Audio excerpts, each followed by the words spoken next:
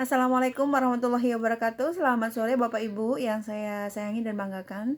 Ketemu lagi dengan saya, Dr. Resmira Mandasari Saragi SMH, dosen ilmu hukum Universitas Bangunan Pancabudi Medan, dengan materi kemahiran hukum pidana. Jangan lupa absen di e-learning. Link ini akan saya share di e-learning. Kita memakai metode asinkronus melalui video, ya. Terima kasih sudah mensubscribe YouTube saya, karena saya juga nggak nyangka nih bisa banyak ya yang subscribe YouTube saya. Bapak Ibu, untuk materi ini saya sudah upload di e-learning ya. Nanti Bapak Ibu bisa silahkan di-download ya, supaya sinkron apa yang saya sampaikan dengan bahan materi yang sudah Bapak Ibu lihat nanti. Baik Bapak Ibu, kita langsung saja memasuki bahan materinya. Ini pemeriksaan yang akan kita bahas.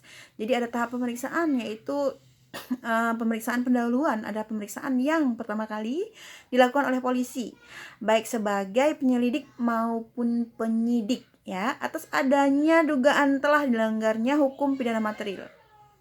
Kemudian, pemeriksaan di sidang pengadilan adalah pemeriksaan yang dilakukan untuk menentukan apakah seseorang yang diduga melakukan tindak pidana dapat dipidana atau tidak.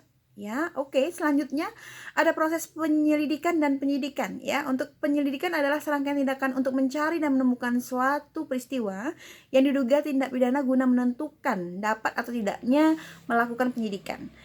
Kemudian untuk tujuan penyelidikan adalah untuk mengetahui dan menentukan peristiwa apa yang sesungguhnya telah terjadi ya. Jadi bertugas membuat berita acara serta laporan yang nantinya merupakan dasar permulaan penyidikan. Oke. Selanjutnya, penyidikan adalah kata lainnya offscoring atau pengusutan, yaitu serangkaian tindakan penyidik dalam hal dan menurut cara tertentu untuk mencari serta mengumpulkan keterangan, bukti-bukti guna mengungkap tentang tindak pidana yang terjadi dan menemukan tersangkanya. Nanti bisa dilihat pasal 1/2 KUHP ya, Bapak Ibu ya. Jadi keterangannya ada beberapa nih, berupa tindak pidana apa yang telah dilakukan, kemudian kapan dan di mana, kemudian dengan apa dan bagaimana tindak pidana tersebut dilakukan, mengapa motif tindak pidana tersebut dilakukan, dan siapa yang membuatnya. Oke.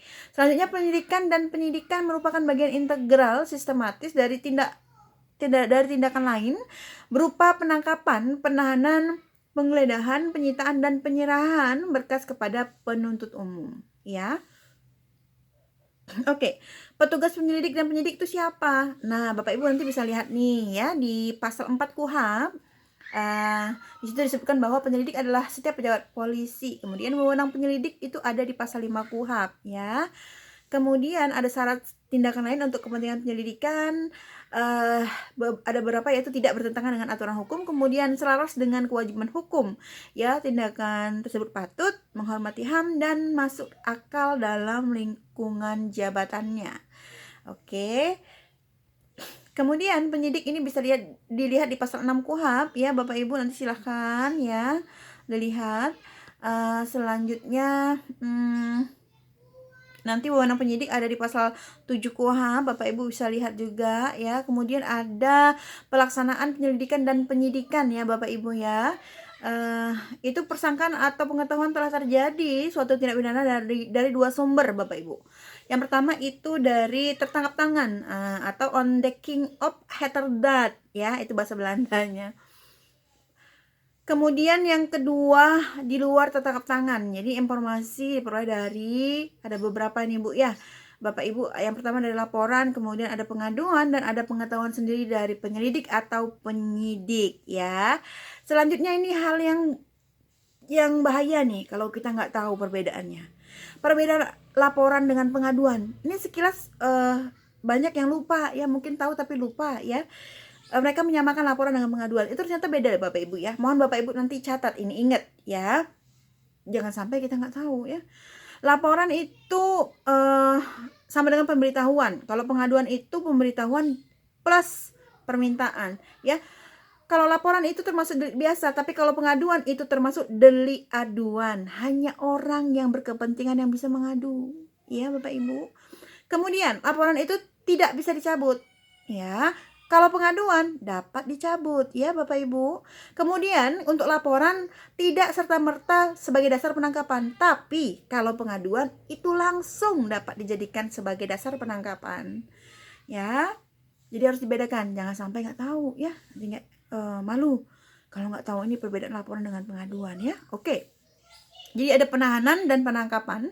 Lihat di pasal 19 KUHP ya Bapak Ibu. Kemudian ada pasal 17 KUHP juga. Nanti Bapak Ibu bisa lihat syarat-syarat penahanan ya. Ada tempat dan jangka waktu penahanan juga. Kemudian ada masa penahanan dari penyidik, ini lihat di pasal 24 KUHP ya. Kemudian dari jaksa lihat di pasal 25 KUHP. Kemudian hakim lihat di pasal 26 KUHP.